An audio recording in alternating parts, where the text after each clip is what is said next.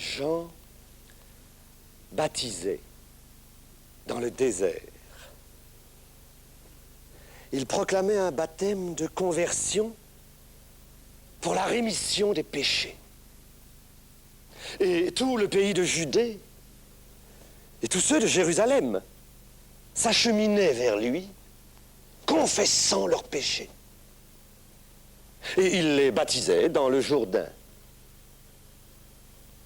Jean portait un vêtement de poil de chameau. Sa taille était entourée d'une ceinture de cuir. Et je ne suis pas digne, en me prosternant, de délier la courroie de ses chaussures. Je vous ai baptisé dans l'eau, mais lui vous baptisera dans l'Esprit Saint. Selon ce qui est écrit dans le prophète Isaïe. Voici que j'envoie mon messager devant toi, il préparera ton chemin. Une voix crie dans le désert, préparez le chemin du Seigneur, aplanissez ses sentiers. Or, en ces jours-là, Jésus vint de Nazareth en Galilée et Jean le baptisa dans le Jourdain. Et comme il sortait de l'eau, Jésus vit tout à coup les cieux s'entr'ouvrir et l'Esprit descendre sur lui, comme une colombe. Une voix vint du ciel. Tu es mon fils bien-aimé, sur toi je porte mon affection. À l'instant, l'Esprit le poussa au désert. Il y séjourna 40 jours, tenté par Satan. Il vivait avec les bêtes sauvages. Et les anges le servaient. Après l'arrestation de Jean-Baptiste, Jésus se rendit en Galilée. Il proclamait l'évangile de Dieu. Il disait, le temps est accompli, le règne de Dieu est là. Changez de conduite et croyez à l'évangile. Longeant le lac de Galilée, il vit Simon et André, frères de Simon, qui jetaient leurs filets dans le lac, car ils étaient pêcheurs. Il leur dit, suivez-moi, je vous ferai pêcheurs d'hommes. Laissant leurs filets, ils le suivirent. Quelques pas plus loin, il vit Jacques, fils de Zébédée, et Jean, son frère, qui arrangeaient leurs filets dans une barque. Il les appela, et aussitôt, laissant là dans la barque Zébédée, leur père, avec les ouvriers, eux aussi le suivirent. Alors ils se rendent à Capharnaüm. Le jour du sabbat, Jésus entra dans la synagogue et il se mit à enseigner. On était frappé de sa doctrine, car il parlait d'autorité, non comme les scribes. Or, il y avait précisément là, dans la synagogue, un homme possédé d'un esprit impur, qui vociférait. « De quoi te mêles-tu, Jésus de Nazareth? Es-tu venu nous perdre? Je sais qui tu es, le Saint de Dieu. » Mais Jésus le rudoya. « Tais-toi, lui dit-il, et sors de cet homme. » Aussitôt, l'homme agita convulsivement par l'esprit impur. Celui-ci sortit en hurlant. Saisi de stupéfaction, tous se demandaient, qu'est-ce que cela? Un enseignement nouveau, donné d'autorité. De plus, il commande aux esprits impurs. Et ceux-ci lui obéissent. Sortant de la synagogue, il se rendit à la maison de Simon et d'André avec Jacques et Jean. La belle-mère de Simon se trouvait couchée, saisie de fièvre. Aussitôt, il lui parle d'elle. Il s'approche, lui prend la main, la fait lever. Et sur le champ, la fièvre la quitta. Et elle les servait. Le soir venu, on lui amena tous les mal portants et tous les démoniaques. La ville entière était réunie devant la porte. Il guérit bien des gens atteints de diverses maladies. Et il chassait de nombreux démons. Mais il ne permettait pas à ceux-ci de dire qu'il leur reconnaissait. Sa renommée se répandit dans toute la Galilée, où il s'en fut prêcher et chasser les démons.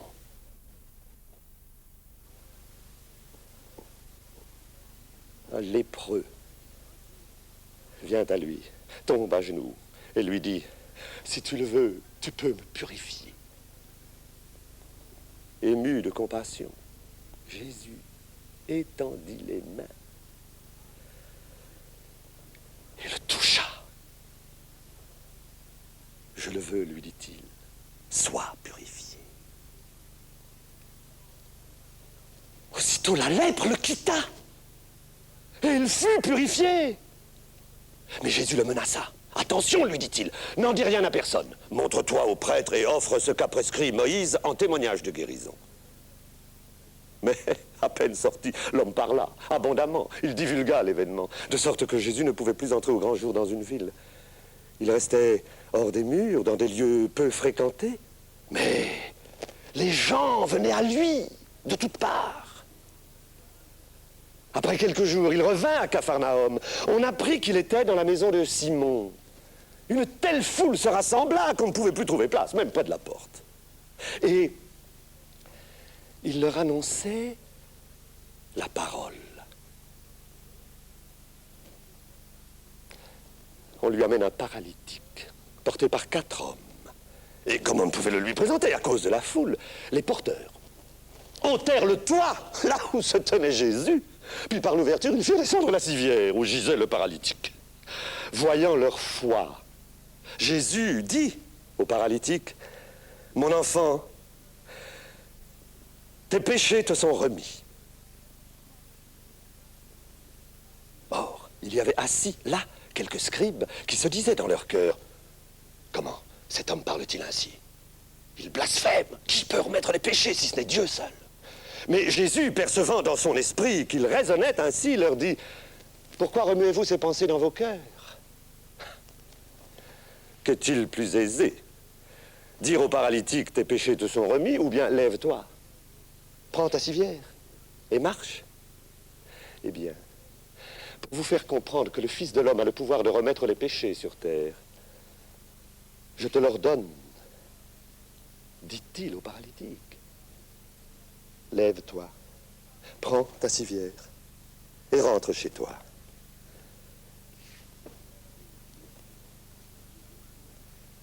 Il se leva, il prit sa civière et s'en alla en présence de tous. La foule entière se trouvait hors d'elle-même et rendait gloire à Dieu en disant « Jamais nous n'avons vu cela !» Puis il sortit le long du lac et toute la foule se précipitait vers lui et il l'instruisait. En passant, il aperçut Lévi, le fils d'Alphée, installé au bureau de paiement des taxes. « Suis-moi », lui dit Jésus.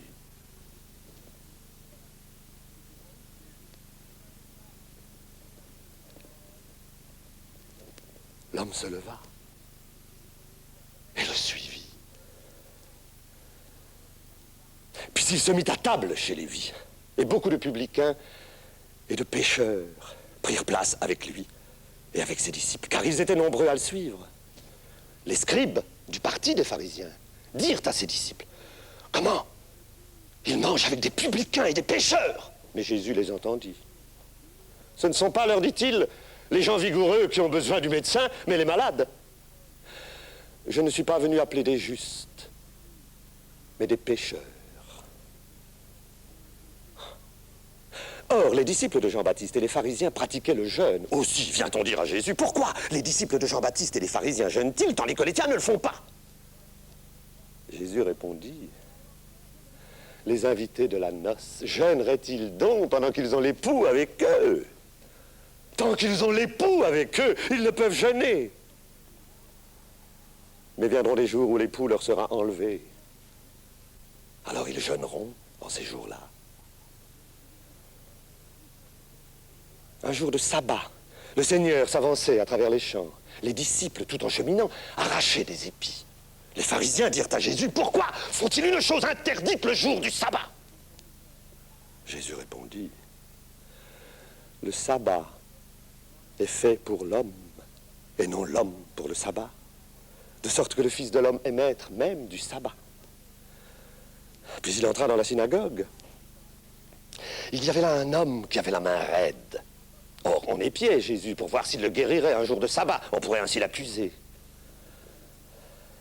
Jésus dit à l'homme qui avait la main raide, « Viens, toi, là, au milieu. » Et puis aux autres, « Est-il permis le jour du sabbat de faire du bien ou de faire du mal, de sauver une vie ou de tuer ?» Mais eux se taisaient. Alors, les regardant avec colère, navrés de l'endurcissement de leur cœur, Jésus dit à l'homme, « Étends la main. »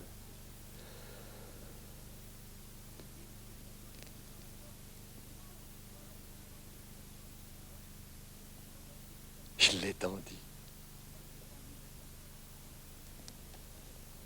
Et sa main fut guérie.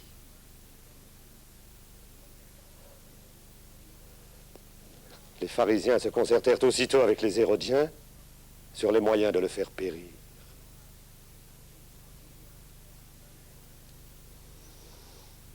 Puis Jésus se retira le long du lac avec ses disciples, mais une foule nombreuse venue de Galilée suivit. Et de la Judée, de Jérusalem, de l'Idumée, d'au-delà du Jourdain, de Tyr et Sidon, une grande multitude, apprenant ce qu'il faisait, venait à lui. Jésus dit à ses disciples de tenir une barque prête, car la foule risquait de l'écraser. Il avait guéri tant de monde que tous les malades se ruaient sur lui pour le toucher. Les esprits impurs se prosternaient en hurlant « Tu es le Fils de Dieu !» Mais il le rejoignait avec sévérité de ne pas le faire connaître.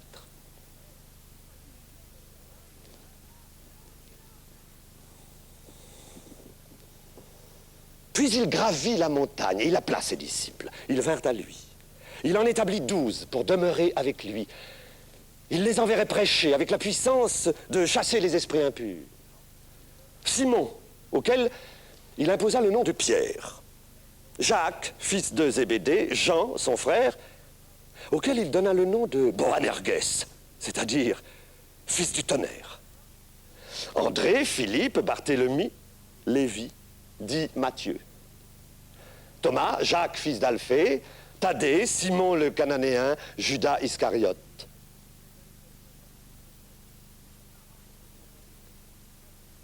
Qui le livra.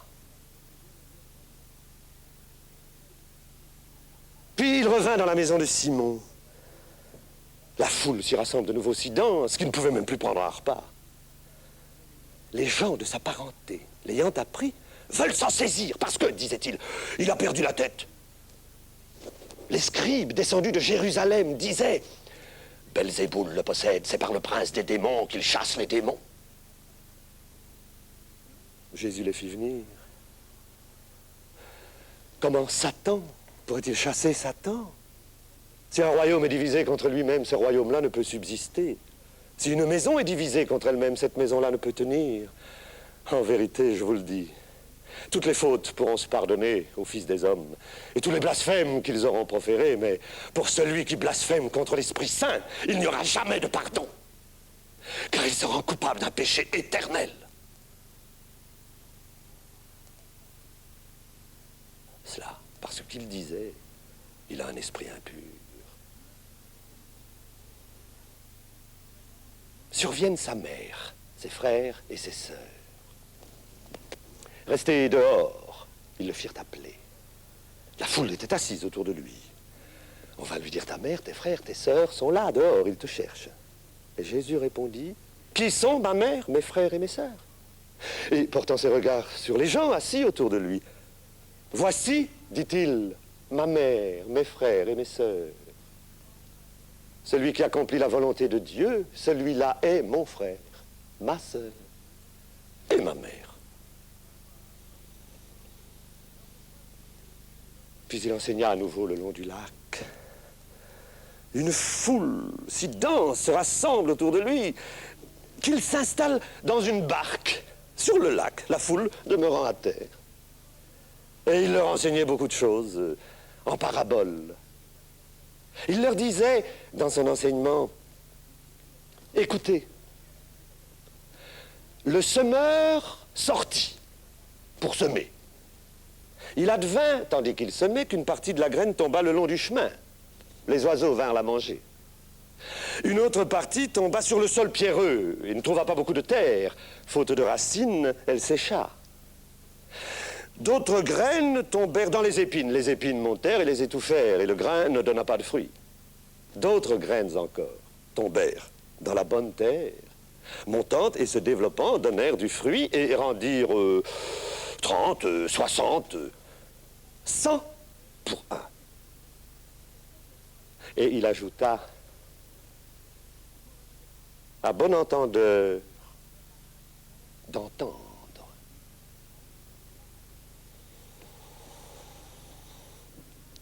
Une fois seuls, ses intimes, ainsi que les 12, l'interrogèrent sur la parabole. Et il leur dit, vous ne comprenez pas cette parabole? Comment comprendrez-vous toutes les autres?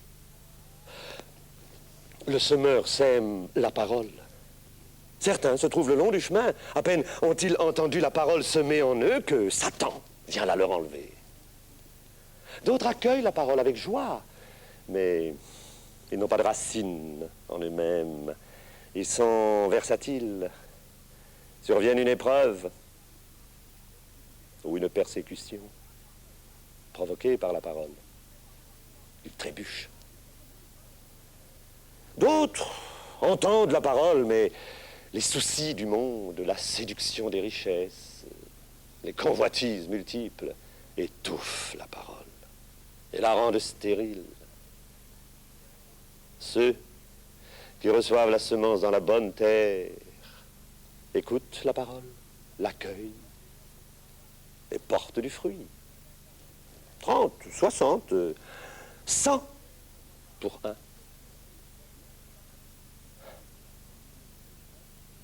Et il leur disait encore, apporte-t-on la lampe pour la poser sous le boisseau ou sous le lit, n'est-ce pas plutôt pour la mettre sur son support? Car il n'est rien de caché qui ne doive être découvert, rien de secret qui ne doive être produit au grand jour. À bon entendeur d'entendre. Et encore,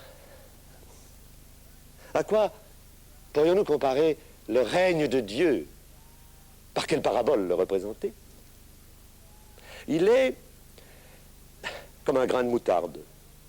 Au semail, c'est la plus minuscule de toutes les semences, mais une fois semé, il monte, devient plus grand que tous les légumes, et il étend si loin ses branches que les oiseaux peuvent s'abriter à son ombre. C'est par de nombreuses paraboles de ce genre qu'il leur annonçait la parole, selon qu'ils étaient à même de l'entendre.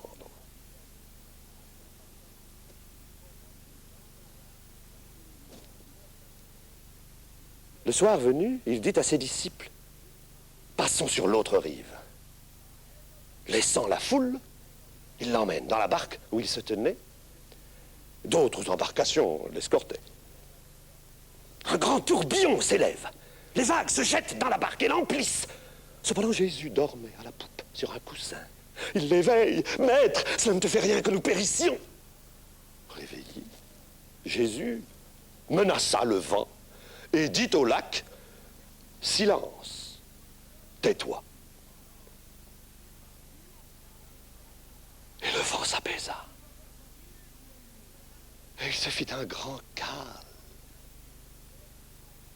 Et il leur dit, « Que vous êtes donc peureux, vous n'avez point de foi. » Mais eux, saisis de crainte, et ils chuchotaient entre eux, « Mais qui donc est-il pour que le vent et les eaux lui obéissent ?» Ils arrivèrent de l'autre côté du lac, au pays des Géraséniens. À peine étaient-ils sortis de la barque qu'un homme possédé d'un esprit impur sortit d'un cimetière où il avait son gîte et vint à sa rencontre. Personne ne pouvait plus le lier, même avec une chaîne. Il avait rompu chaînes et entraves. Personne ne pouvait le dompter. À longueur de nuit et de jour, parmi les tombeaux et dans les montagnes, il vociférait et se meurtrissait la chair avec des pierres. Il vit Jésus de loin et courut se prosterner devant lui en hurlant « Que me veux-tu, Jésus, fils du Dieu très haut? Je te conjure par Dieu de ne pas me tourmenter. » En effet, Jésus lui disait « Esprit impur, sors de cet homme. » Et il lui demande « Quel est ton nom ?» À quoi il répond « Légion est mon nom, car nous sommes nombreux. » Et de le supplier instamment de ne pas les chasser du pays. Or, un grand troupeau de porcs paissait sur la montagne. Les démons conjurèrent Jésus en ces termes. « Envoie-nous parmi les porcs pour que nous entrions en eux. » Il y consentit. Les esprits impurs sortirent alors pour entrer dans les porcs. Mais le troupeau s'élança des pentes escarpées dans le lac. Ils étaient bien 2000 et s'y noyèrent. Leurs pâtres prirent la fuite, contèrent la nouvelle en ville et dans les campagnes. Les gens vinrent constater ce qui s'était passé. Et voyant le possédé assagi, lui qu'avait hanté la légion, la crainte les saisit. Et ils prièrent Jésus de quitter leur territoire.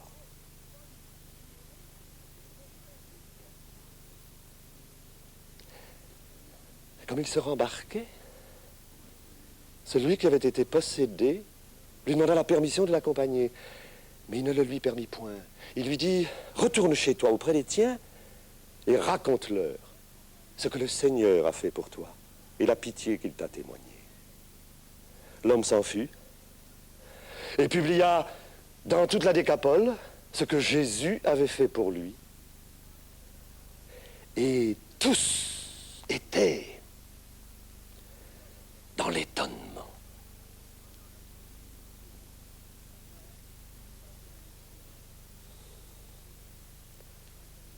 Lorsque Jésus fut revenu en barque sur l'autre rive, une foule nombreuse l'entoura de nouveau. Un des chefs de la synagogue, nommé Jaïr, se présente, tombe à ses pieds et lui dit, en le suppliant avec insistance, « Ma petite fille est à toute extrémité. Viens lui imposer les mains pour la sauver et la faire vivre. » Jésus partit avec lui. Une grande foule le suivait et le pressait. Or, il y avait là une femme affligée d'une perte de sang depuis 12 ans. Elle avait beaucoup souffert de l'intervention de nombreux médecins. Elle avait dépensé tout son avoir sans trouver aucun soulagement. Au contraire, elle allait de mal en pis. Ayant entendu parler de Jésus, elle vint dans la cohue et, par derrière, saisit son manteau. Elle se disait en effet, si je parviens à toucher le bout de son vêtement, je suis sauvée.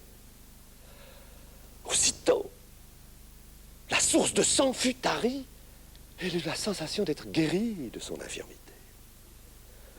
Mais Jésus, conscient de la force miraculeuse émanée de lui, se retourna dans la foule et dit « Qui m'a pris par mon vêtement ?»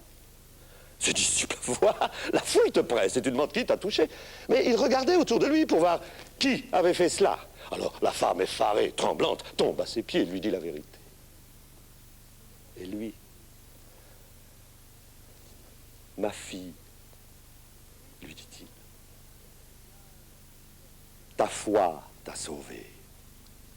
Va en paix et sois guérie de ton mal. » Il parlait encore, lorsqu'on vint dire au chef de la synagogue, « Ta fille est morte. À quoi bon importuner encore le maître ?» Mais Jésus surprit le message et dit au chef de la synagogue, « Ne crains pas, crois. »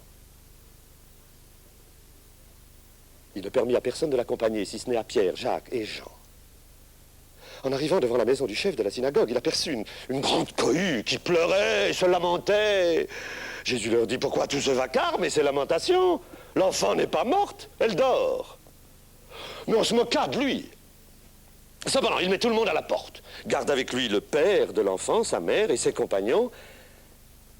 Et puis, il pénètre là où elle reposait.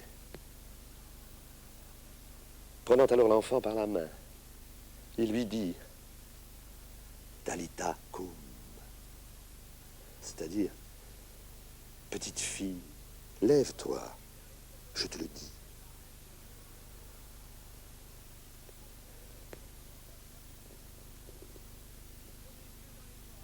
Elle se leva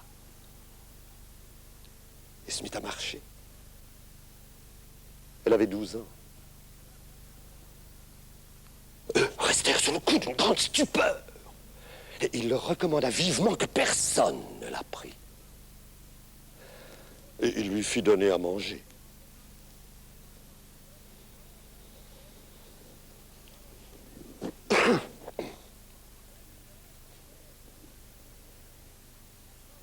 Et puis il vint dans sa patrie, à Nazareth, suivi de ses disciples. Le sabbat venu, il se mit à enseigner dans la synagogue. Les nombreux auditeurs, frappés d'étonnement, disaient « D'où lui vient cela? Quelle est cette sagesse qui lui a été départie? Comment de si grands miracles peuvent-ils s'accomplir par ses mains? N'est-ce pas le charpentier, le fils de Marie, le frère de Jacques, de José, de Jude et de Simon? Ses sœurs ne sont-elles pas ici parmi nous? » Et ils étaient perplexes à son sujet. Jésus leur dit, un prophète n'est reçu sans égard que dans sa patrie, chez ses parents, dans sa propre maison. Et il ne put accomplir là aucun miracle, si ce n'est qu'en leur imposant les mains, il guérit quelques malades.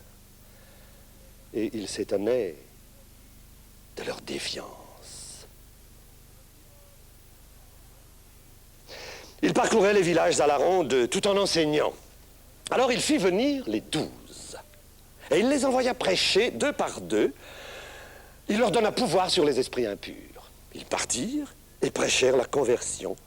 Ils chassaient de nombreux démons, oignaient d'huile beaucoup de malades et les guérissaient.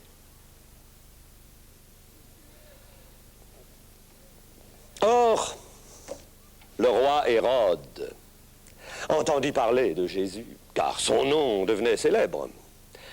On disait, c'est Jean-Baptiste qui a ressuscité d'entre les morts, c'est pourquoi la puissance de faire des miracles agit en lui.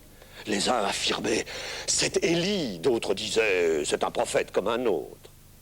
Mais Hérode pensait, ce Jean-Baptiste que j'ai fait décapiter, ce doit être lui qui ressuscite. Car Hérode avait fait arrêter Jean. Il l'avait enchaîné en prison à cause d'Hérodiade, la femme de son frère Philippe que lui, Hérode, avait épousée.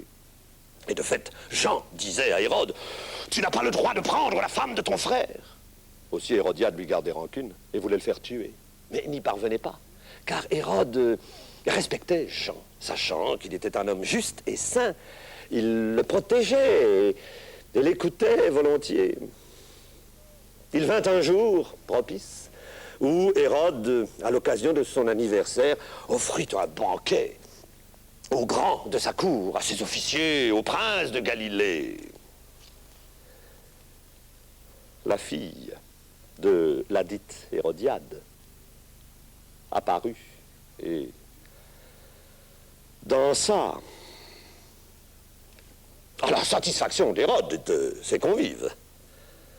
Le roi dit à la jeune fille, « Demande-moi ce que tu voudras, je te le donnerai, fût-ce la moitié de mon royaume. » Alors elle se retira pour dire à sa mère, « Que faut-il demander ?»« La tête de Jean-Baptiste, répondit-elle. » Alors la jeune fille revint vers le roi et lui exprima son désir. « Je veux que, sur le champ, tu me donnes sur un plat la tête de Jean-Baptiste. »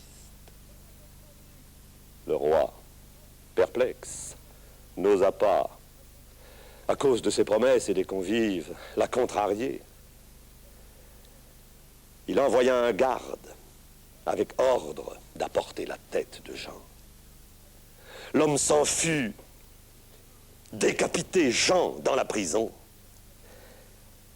et il apporta la tête sur un plat et la remit à la jeune fille. Et la jeune fille la remit à sa mère.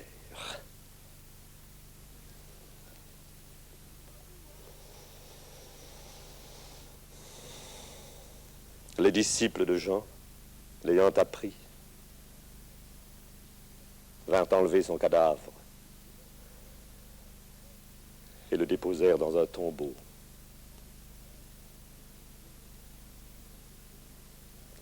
Les apôtres revinrent auprès de Jésus au bord du lac et lui racontent ce qu'ils avaient fait, ce qu'ils avaient enseigné. Jésus leur dit, allez à l'écart, prenez un peu de repos. Et ils s'embarquèrent et prirent les devants pour Génézareth. Et Jésus s'en alla prier dans la montagne.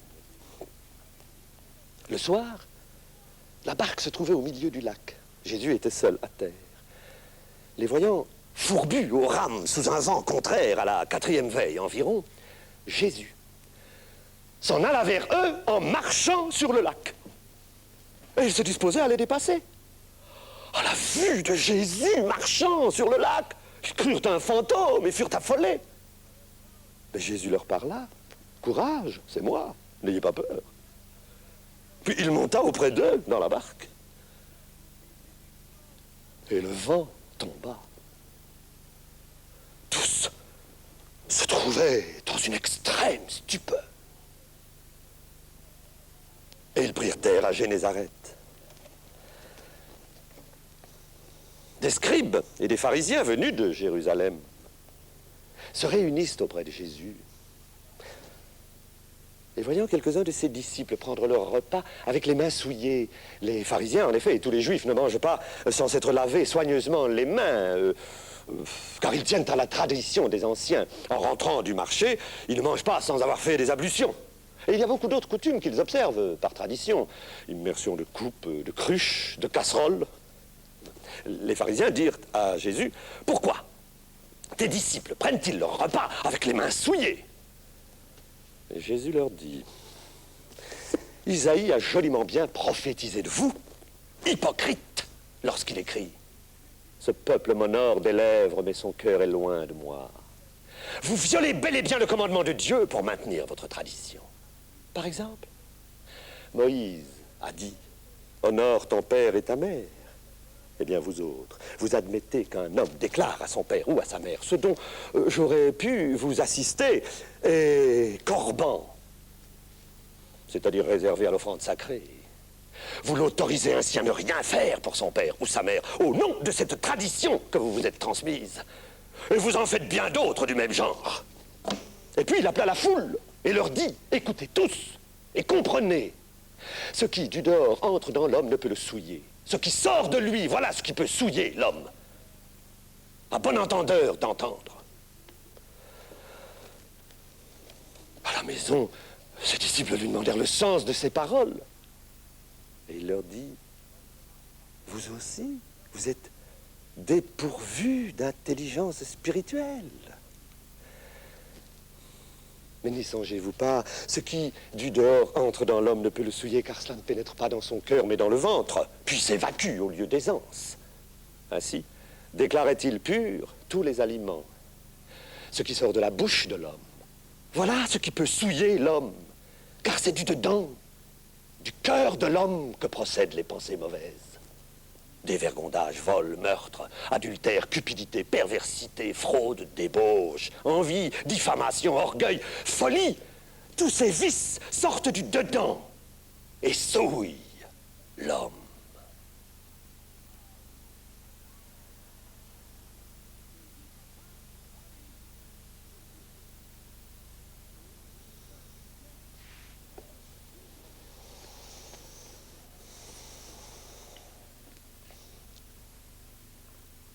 En ces jours-là, ils vinrent au pays de la Décapole. Il y avait une grande foule qui n'avait rien à manger.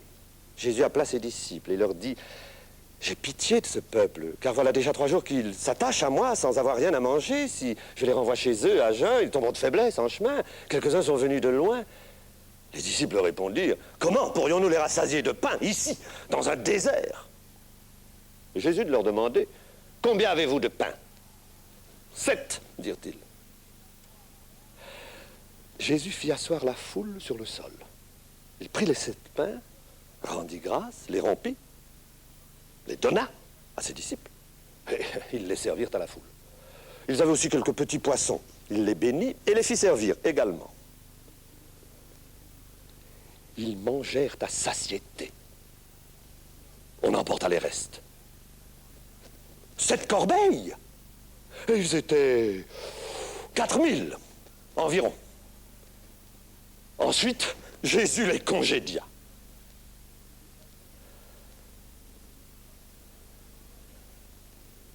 Des pharisiens se mirent en campagne et discutèrent avec lui, sollicitant de sa part un signe du ciel pour le mettre à l'épreuve. Jésus, gémissant dans son cœur, dit: pourquoi cette génération demande-t-elle un signe? Non, je vous le dis, il ne lui sera pas donné de signe. Puis il se mit en route avec ses disciples vers les bourgs de Césarée et de Philippe. Chemin faisant, il leur posa cette question: pour les gens, qui suis-je?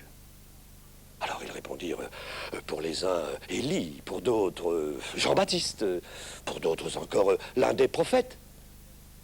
Et Jésus leur demanda: pour vous, qui suis-je? Alors Pierre prit la parole: tu es le Messie, dit-il. Jésus leur prescrivit formellement de ne rien révéler de lui-même à personne. Dès lors, il commença de leur apprendre que le Fils de l'homme devait beaucoup souffrir, être rejeté par les anciens, les grands prêtres et les scribes, être mis à mort et ressuscité après 3 jours. Elle leur déclarait ces choses ouvertement. Pierre voulut le reprendre, mais Jésus, regardant ses disciples, réprimanda Pierre. Arrière, Satan, lui dit-il, car tes pensées ne sont pas celles de Dieu, mais celles des hommes. Et puis il appela la foule avec ses disciples et il leur dit: si l'on veut me suivre, il faut renoncer à soi-même et prendre sa croix. Car celui qui voudra sauver sa vie la perdra. Mais celui qui perdra sa vie à cause de moi et de l'Évangile la sauvera. Car que sert à l'homme de gagner le monde entier alors qu'il gâche sa vie? Que pourrait, en effet, obtenir l'homme en échange de son âme? Mais si jamais quelqu'un a honte de moi et de mes paroles, au sein de cette génération infidèle et pécheresse, alors le Fils de l'homme aura également honte de lui lorsqu'il viendra dans la gloire de son Père avec les saints anges. Et il leur disait encore: oui, je vous le déclare, quelques-uns de ceux qui se tiennent ici ne connaîtront point la mort qu'ils n'aient vu le règne de Dieu venir avec puissance.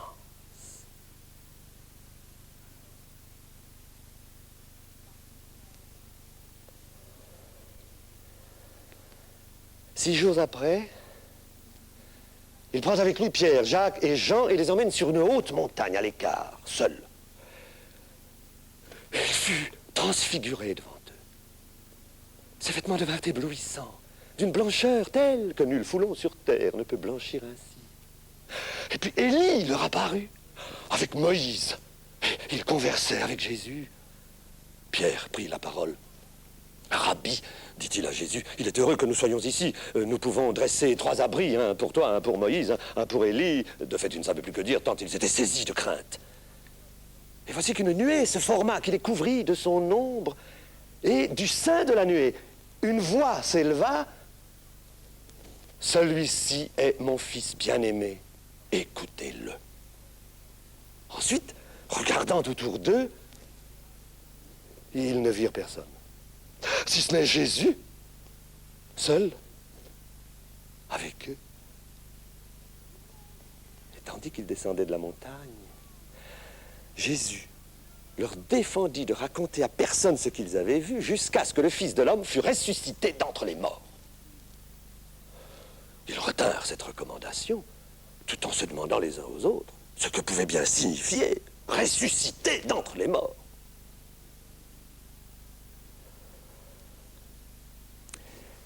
Alors ils revinrent à Capharnaüm. À la maison, Jésus interrogea ses disciples. « À quel propos discutiez-vous en cours de route ?» Mais eux de se taire, car ils avaient, chemin faisant, débattu la question de savoir qui serait le plus grand. Alors Jésus leur dit, « Vous le savez, chez les païens, ceux que l'on considère comme chefs font sentir leur domination. Les supérieurs font valoir leur autorité. Il n'en est pas ainsi parmi vous. Bien au contraire, si quelqu'un veut être le premier, il doit être le dernier de tous, le serviteur de tous. » Et puis il prit un petit enfant et le plaça au milieu d'eux. Il l'embrassa et dit, « Quiconque reçoit en mon nom un petit enfant comme celui-là me reçoit. Et celui qui me reçoit, ce n'est pas moi qui le reçois, mais celui qui m'a envoyé. Mais si quelqu'un corrompt un de ces petits qui croient, alors mieux vaudrait pour lui qu'on lui attachât autour du cou une meule de moulin et qu'on le jetât dans la mer. Si ta main est pour toi une occasion de chute, coupe-la. Il vaut mieux pour toi entrer manchot dans la vie éternelle que d'avoir tes deux mains et être jeté dans la géhenne, dans le feu inextinguible. Si ton pied est pour toi une occasion de chute, coupe-le. Il vaut mieux pour toi entrer boiteux dans la vie que d'avoir tes deux pieds et être jeté dans la géhenne, là où le ver ne meurt point, là où le feu ne s'éteint pas. Si ton œil est pour toi une occasion de chute, arrache-le. Il vaut mieux pour toi entrer borgne dans le royaume de Dieu que d'avoir tes deux yeux et être jeté dans la géhenne de feu. Car tous seront salés par le feu, comme toute victime est salée par le sel. Le sel est une bonne chose, mais si le sel s'affadit, avec quoi lui rendrez-vous de la saveur? Ayez du sel en vous-même. Et gardez la paix les uns avec les autres.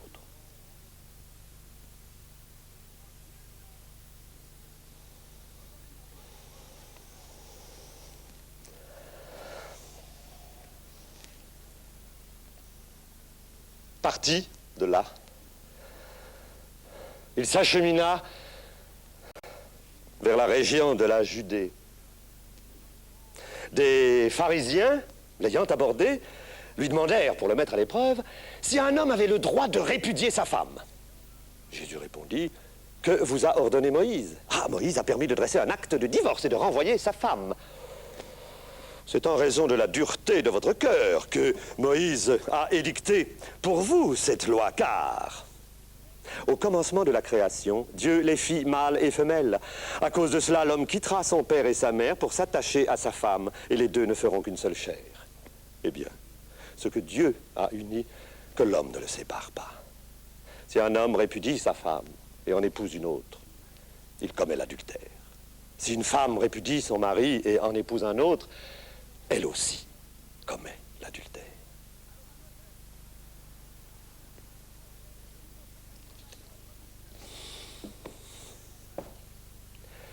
On lui amenait de petits enfants pour qu'il les touchât. Les disciples réprimandaient ceux qui les présentaient. Indignés, Jésus leur dit, « Laissez venir à moi les petits enfants, ne les empêchez pas. Le royaume de Dieu est à ceux qui leur ressemblent. » Oui, vous dis-je, celui qui n'accueille pas le royaume de Dieu à la façon d'un petit enfant n'y entrera pas. Puis il les embrassa. Il les bénit en leur imposant les mains.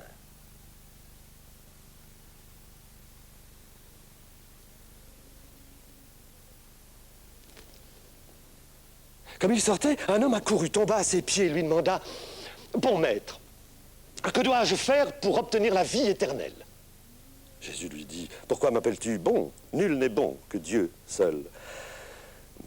Tu connais les commandements, tu ne voleras point, tu ne tueras point, tu ne commettras point d'adultère, tu ne porteras point de faux témoignages, tu ne feras de tort à personne, honore ton père et ta mère. » Mais lui reprit, « Maître, tout cela, je l'ai observé dès ma jeunesse. » Alors Jésus fixa sur lui son regard et l'aima. Une seule chose te manque, lui dit-il.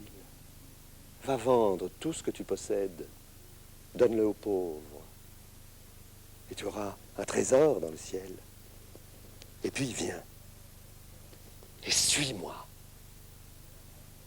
Mais lui, à cette parole, devint sombre, et s'en alla. Oh, tout triste. Il avait de grandes propriétés. Jésus dit à ses disciples, comme il sera difficile aux riches d'entrer dans le royaume de Dieu. Un chameau passe plus aisément par le chat de l'aiguille qu'un riche n'entre dans le royaume de Dieu. Les disciples étaient stupéfaits. Qui donc alors sera sauvé?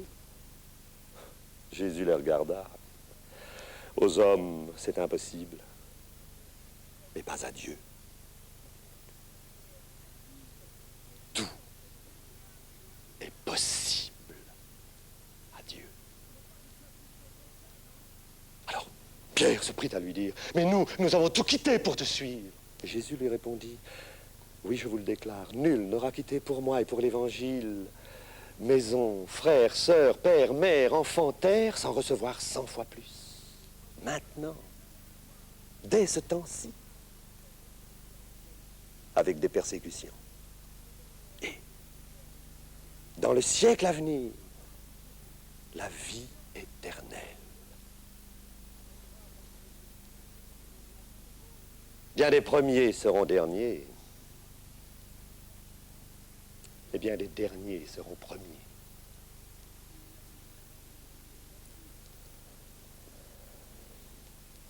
Voici que nous montons vers Jérusalem.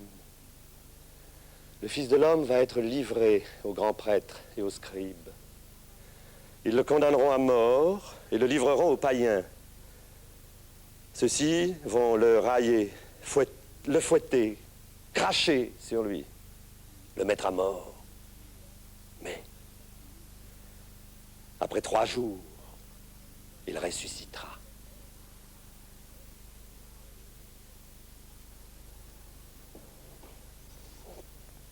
Lorsqu'ils approchent de Jérusalem, du côté de Béthanie, près du mont des Oliviers, ses disciples amènent à Jésus un ânon sur lequel ils jettent leurs vêtements.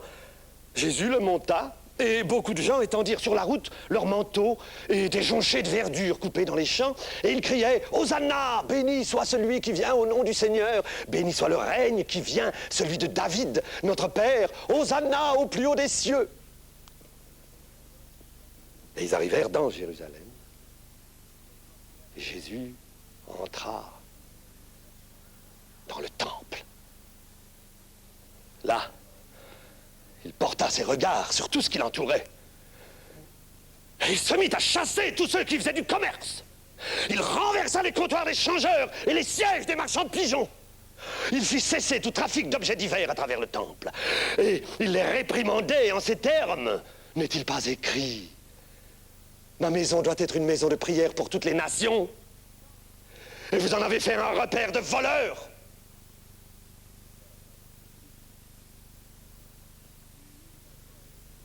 Les grands prêtres et les scribes cherchèrent un moyen de le faire mourir.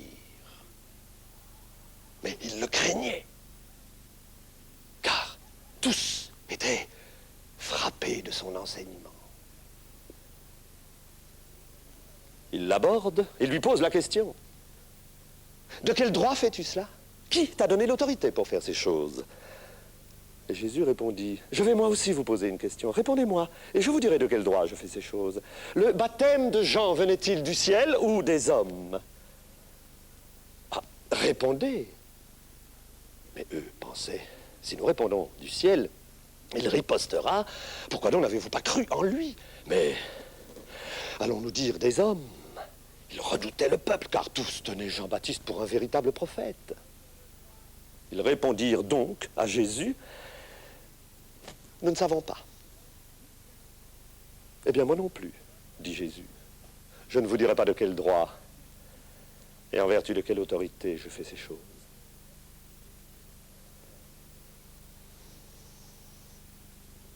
Ensuite, ils lui envoyèrent des pharisiens et des hérodiens pour le prendre en défaut dans ses paroles.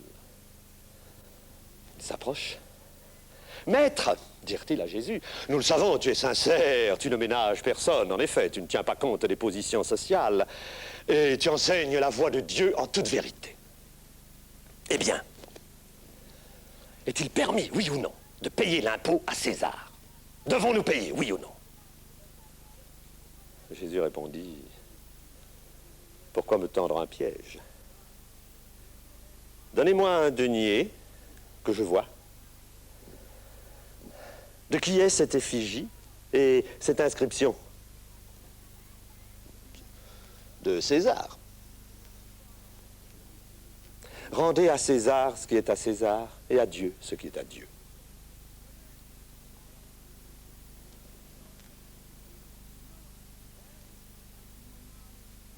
Ils étaient dans l'étonnement à son sujet. Viennent alors à lui des Sadducéens, ces gens qui nient la résurrection. Ils interrogèrent Jésus en ces termes. « Maître, Moïse nous a prescrit ceci. Si l'on a un frère qui meurt en laissant une femme sans enfant, on doit épouser la veuve et susciter à son frère une postérité. Il y avait 7 frères. Le premier se maria et mourut sans postérité. Alors le deuxième épousa la veuve et mourut sans postérité. Puis ce fut le troisième. Et tous les 7 moururent sans postérité. Après eux tous mourut la femme. À la résurrection. Ah, quand ils ressusciteront, duquel sera-t-elle l'épouse? Car tous les 7 l'ont eue pour femme. Jésus répondit, vous divaguez, faute de comprendre les Écritures et la puissance de Dieu. À la résurrection des morts, on ne prend ni femme ni mari. On est comme les anges dans les cieux. Vous divaguez. Absolument. Un des scribes qui les avait entendus discuter, sachant que Jésus avait bien répondu, vint le trouver et lui demanda quel est le premier de tous les commandements. Et Jésus répondit, voici le premier. Écoute Israël, le Seigneur notre Dieu est l'unique Seigneur. Tu aimeras le Seigneur ton Dieu de tout ton cœur, de toute ton âme, de tout ton esprit et de toute ta force. Et voici le second. Tu aimeras ton prochain comme toi-même. Alors le scribe reprit. Fort bien, maître. Et tu dis vrai. Ça vaut mieux que tous les holocaustes et tous les sacrifices. Et Jésus lui dit, tu n'es pas loin du royaume de Dieu.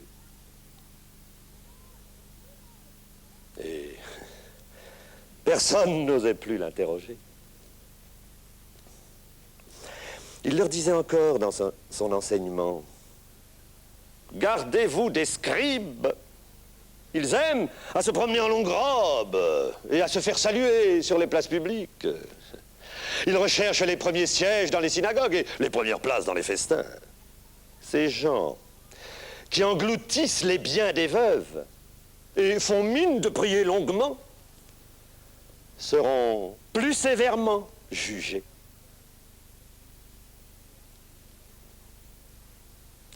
Il s'assit en face du trésor et il regardait comment la foule y jetait de la monnaie. Bien des riches en déposaient beaucoup. Il vint aussi une pauvre veuve.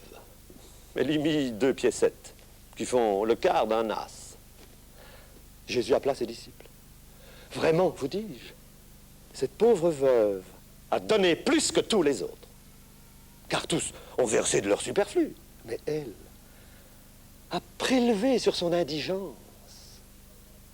Elle a mis tout ce qu'elle possédait, tout ce qu'elle avait pour vie.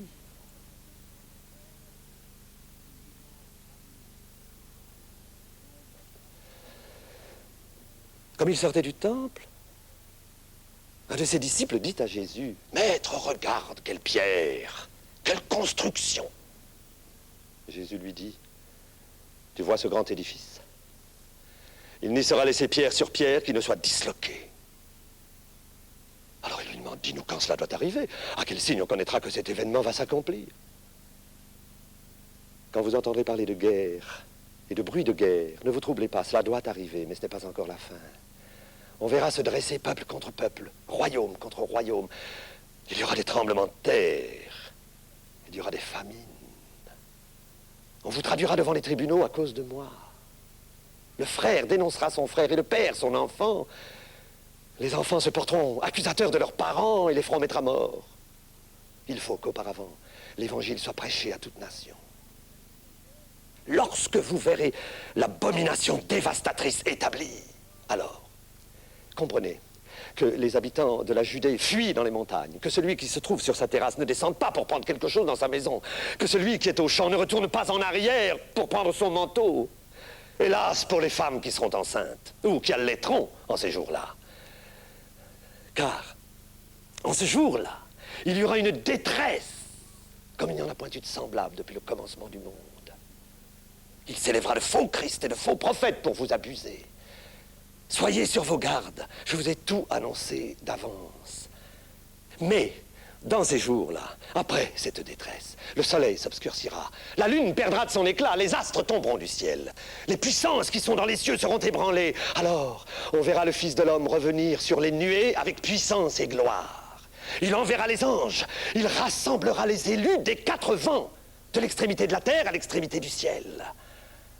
Cette race ne passera point que tout cela ne soit arrivé.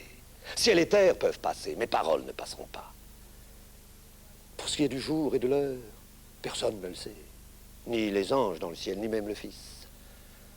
Mais seulement le Père. Prenez garde. Soyez vigilants.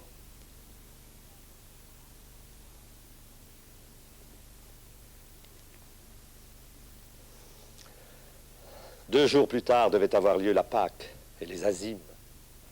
Les grands prêtres et les scribes cherchaient comment s'emparer de Jésus pour le faire périr. Pas pendant la fête, disait-il, pour qu'il n'y ait pas d'agitation parmi le peuple. Comme Jésus se trouvait à Béthanie, chez Simon le lépreux, une femme entra. Elle apportait un parfum de véritable nard, de grand prix. Elle brisa le vase et répandit le parfum sur la tête de Jésus. Quelques-uns s'en indignèrent. Pourquoi gaspiller ainsi ce parfum? On aurait pu le vendre plus de 300 deniers et les donner aux pauvres. Et ils la rabrouaient. Mais lui, il leur disait, laissez-la, pourquoi la blâmez-vous? C'est un beau geste qu'elle a fait envers moi. Vous aurez toujours les pauvres parmi vous, vous pourrez leur faire du bien quand vous le voudrez. Mais moi, vous ne m'aurez pas toujours. Elle a fait ce qu'elle pouvait. Elle a embaumé mon corps à l'avance pour la sépulture. Oui, je vous le déclare, partout où l'on proclamera l'évangile, dans le monde entier, on racontera aussi ce qu'elle a fait, en mémoire d'elle.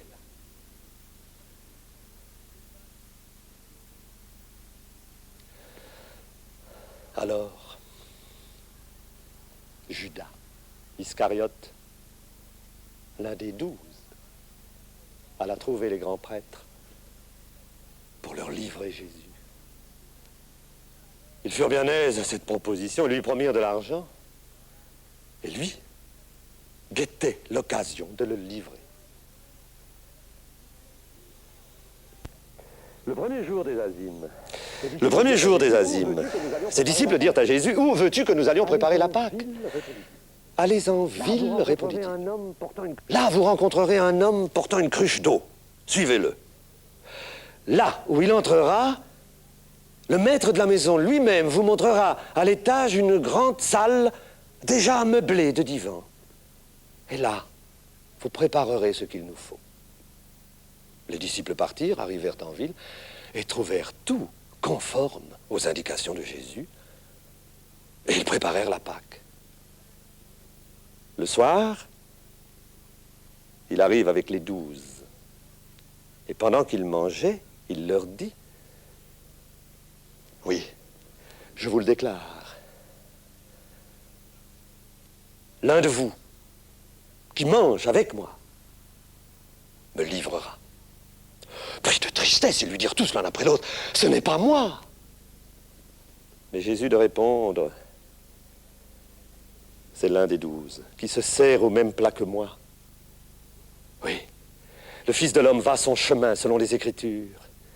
Mais hélas pour celui qui trahit le Fils de l'homme. Mieux vaudrait pour lui qu'il ne fût jamais né. Pendant le repas, il prit du pain. Et, prononçant la bénédiction, il le leur donna en disant, « Prenez, ceci est mon corps. » Puis il prit une coupe, rendit grâce, la leur donna, ils en burent tous, et il dit, « Ceci est mon sang, celui de l'Alliance, qui sera répandu pour beaucoup. Oui, je vous le déclare, je ne boirai plus le fruit de la vigne jusqu'au jour où je le boirai nouveau dans le royaume de Dieu. » Après le chant des psaumes, ils se rendirent au mont des Oliviers. Et là, Jésus leur dit, « Vous me renierez tous, car il est écrit, je frapperai le berger, les brebis seront dispersées. Mais, après ma résurrection, je vous précéderai en Galilée. » Cependant, Pierre répondit, « Quand même tous te renieraient, du moins pas moi. » Et Jésus de lui répondre, « En vérité, je te le dis toi-même, aujourd'hui, cette nuit, avant que le coq ait chanté 2 fois, tu m'auras renié 3 fois. » Mais Pierre répétait de plus belle, « Dussé-je mourir avec toi, je ne te renierai pas. » Et tous d'en affirmer autant. Ils arrivent au lieu dit Gethsémani. Là, Jésus dit à ses disciples, « Asseyez-vous ici pendant que je prierai. » Prenant alors avec lui Pierre, Jacques et Jean, il commença à ressentir frayeur et angoisse. Et il leur dit, « Mon âme est triste à en mourir. Demeurez ici et veillez. » Puis il fit quelques pas, se jeta contre terre et pria pour que, s'il était possible, cette heure passât loin de lui. « Abba, Père, suppliait-il, toutes choses te sont possibles. Éloigne de moi cette coupe. Toutefois, non pas ce que je veux, mais ce que tu veux. » Puis il revint vers ses disciples et les trouva endormis. Il dit à Pierre, « Simon, tu dors, tu n'as pu veiller 1 heure. Veillez et priez pour ne pas entrer en tentation, car l'esprit est ardent, mais la chair est faible. » Il s'éloigna encore et pria dans les mêmes termes. Puis il revint vers ses disciples et les trouva à nouveau endormis. Leurs yeux étaient appesantis, ils ne savaient que lui répondre. Pour la 3e fois, il revint et leur dit, « Vous dormez maintenant, vous vous reposez. » C'en est fait, l'heure est là. Voici que le Fils de l'homme est livré aux mains des pécheurs. Levez-vous. Allons. Celui qui me livre est là. Et comme il disait ces mots, survient Judas, l'un des 12, et avec lui une bande armée d'épées et de bâtons, envoyée par les grands prêtres, les anciens et les scribes. Le traître était convenu avec eux de ce signe, celui que j'embrasserai, c'est lui. Arrêtez-le et emmenez-le avec précaution. Il vint vers Jésus, lui dit, « Rabbi !»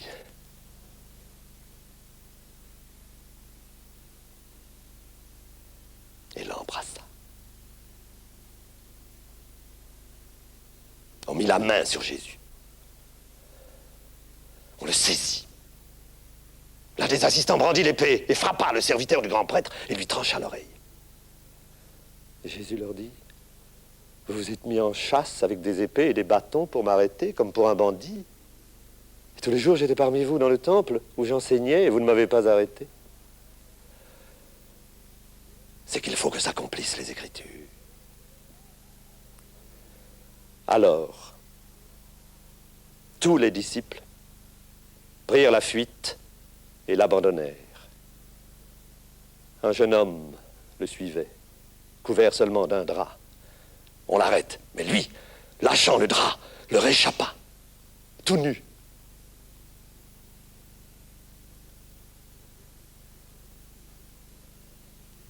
Ils amenèrent Jésus chez Caïphe, où tous les grands prêtres, les anciens et les scribes s'assemblèrent.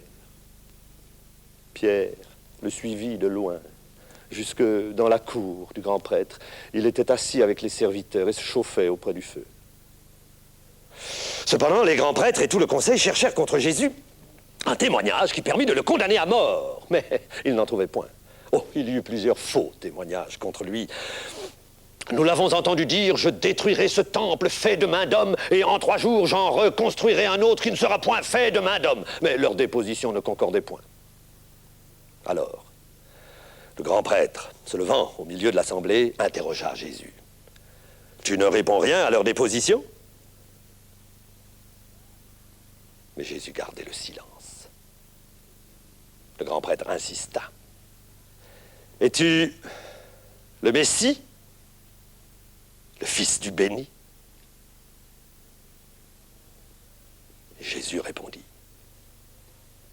je le suis.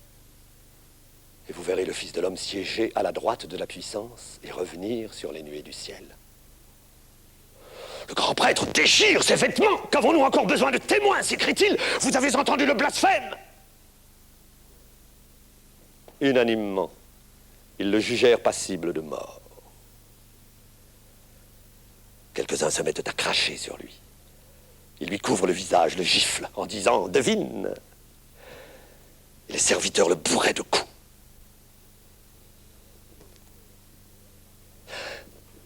Alors que Pierre se trouvait en bas dans la cour, survient une des servantes du grand prêtre. Elle l'aperçoit qui se chauffait le dévisage et dit « Toi aussi, tu étais avec Jésus de Nazareth. » Mais lui, le nia. Je ne sais pas, je ne comprends pas ce que tu veux dire. Il se leva pour gagner le vestibule. Et le coq chanta. La servante qui l'avait vu dit encore à l'assistance « Il fait partie de la bande. » Mais lui, nia de nouveau. Peu après, ceux qui se trouvaient là dirent à Pierre à leur tour « Certainement, tu en es, tu es galiléen !» Alors, il se mit à lancer force imprécations et serments « Je ne connais pas l'homme dont vous parlez !» Et pour la seconde fois, le coq chanta. Et Pierre se souvint alors de la parole que Jésus lui avait dite « Avant que le coq ait chanté 2 fois, tu m'auras renié 3 fois. » Et il éclata en sanglots.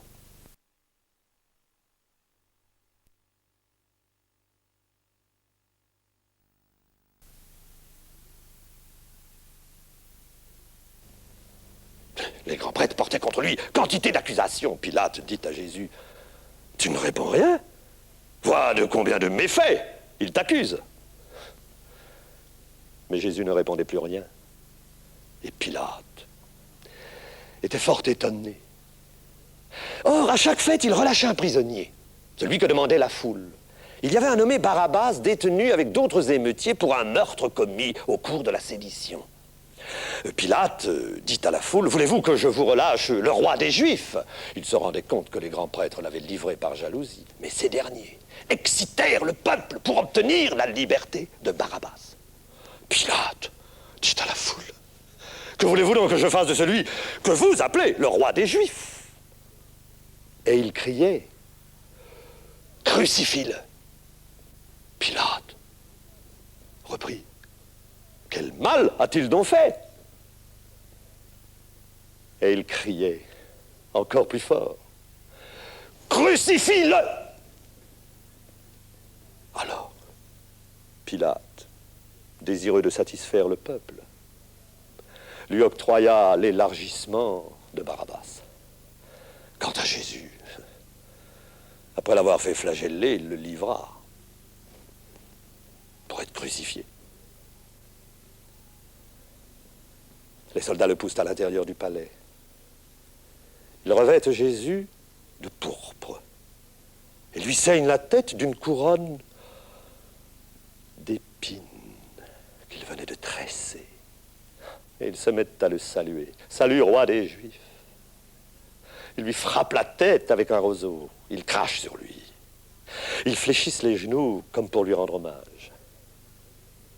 Après s'être ainsi moqué de lui, ils lui ôtèrent la pourpre, lui remirent ses vêtements et l'emmenèrent pour le crucifier.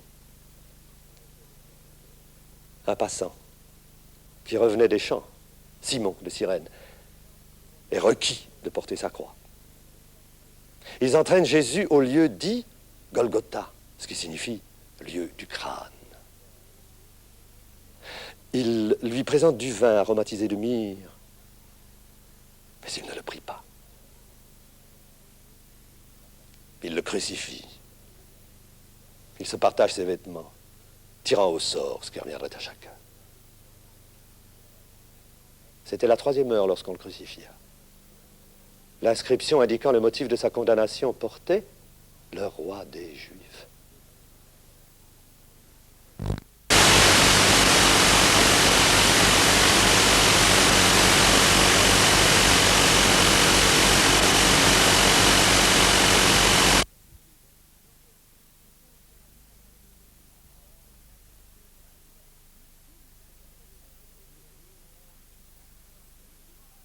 Les scribes ricanaient entre eux. Il en a sauvé d'autres, il ne peut pas se sauver lui-même. Que le Christ, le roi d'Israël, descende de sa croix et nous croirons. Ceux qu'on avait crucifiés avec lui l'insultaient. De la 6e heure à la 9e heure, l'obscurité se fit sur tout le pays. À la 9e heure, Jésus s'écria d'une voix forte, « Eloi, Eloi, lama sabachthani » ce qui signifie « Mon Dieu, pourquoi m'as-tu abandonné ?» À ces mots, quelques-uns des assistants dirent « Voilà qu'il appelle Élie ». L'un d'eux courut imbiber de vinaigre une éponge, l'a mis au bout d'un roseau, la lui tendit en disant « Voyons, si Élie va venir le descendre ». Jésus jeta un grand cri.